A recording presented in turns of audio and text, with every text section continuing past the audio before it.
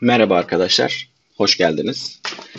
Bu videoda Docker ortamına bağlanmak, Docker'da ilgili komutları çalıştırmak için bir terminal önerisinde bulunacağımı söylemiştim. Daha önceki videomuzda bir yol haritası vardı. Eğer o videoyu izlemediyseniz kartlardan bulabilirsiniz. O yol haritasında bugünkü dersimizin konusunun aslında bir terminal önerisi olacağından bahsetmiştim. Birçok terminal kullanabilirsiniz. Eğer Mac bir makine kullanıyorsanız Mac'in kendi terminali yeterli olabilir. Onun dışında iTurn 2 dediğimiz bir iTurn 2 isminde bir macOS terminal var. Bunu da inceleyebilirsiniz.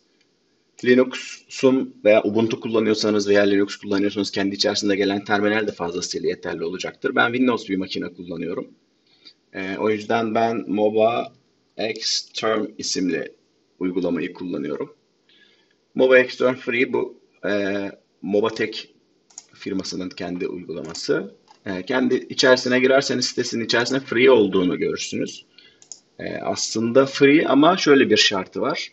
Bu uygulamayı indirip kurduktan sonra bakın bu sol tarafta eklenmiş olan session'ları görüyorsunuz. Bu session'lardan en fazla 20 tanesini free olarak kullanmanıza izin veriyor.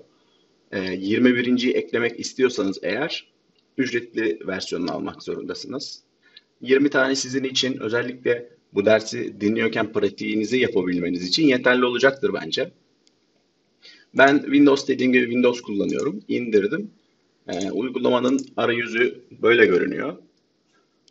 Bu sol tarafta session'ların olduğu pencereye bir klasör açarak herhangi bir session başlatabilirseniz birden fazla bağlantı yöntemini destekliyor bu uygulama. SSH üzerinden bağlanabilirsiniz. Bağlanacağınız sunucu bir Windows makine ise remote desktop olarak bağlanabilirsiniz.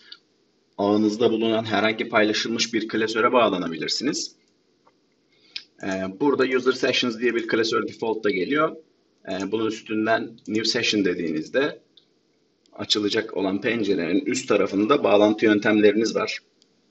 FTP ile bağlanabilirsiniz. SFTP ile bağlanabilirsiniz. Serial port'tan bağlanabilirsiniz. Sadece shell olabilir bu. Bir browser açabilirsiniz uygulama içerisinde. Amazon'daki bir data storage'ınıza bağlanıyor olabilirsiniz. Bizim burada en çok kullanacağımız SSH olacak.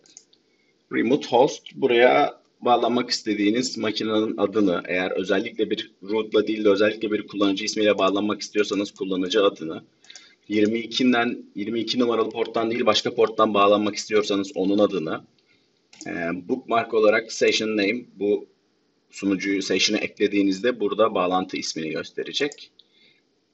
Eğer bir private key ile SSH key ile bağlamak istiyorsanız buradan SSH key'i bağlayabilirsiniz.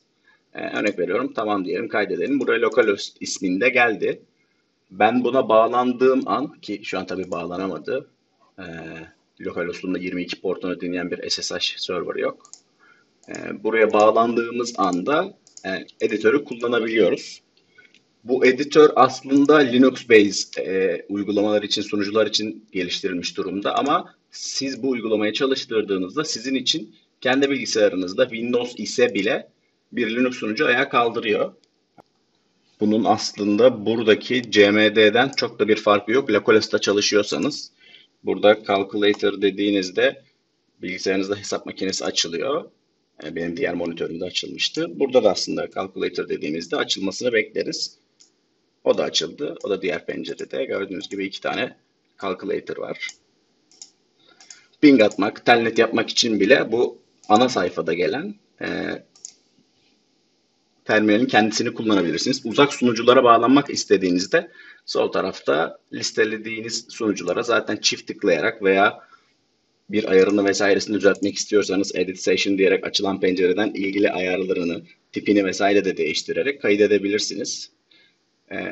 Uygulamaları kullanırken, Docker içerisinde kodlarımızı yazarken bu uygulamanın da yine bazı özelliklerinden bahsediyor olacağım.